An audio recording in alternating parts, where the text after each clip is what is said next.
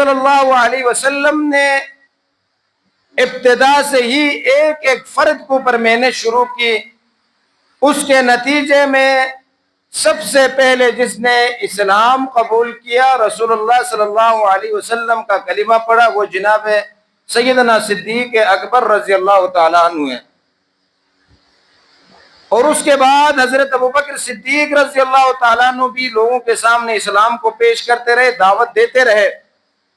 और जब सैयदना फारूक आजम रज़ी अल्लाह ताला ने इस्लाम कबूल किया तो उस वक़्त अफराद की तादाद 40 हुई थी।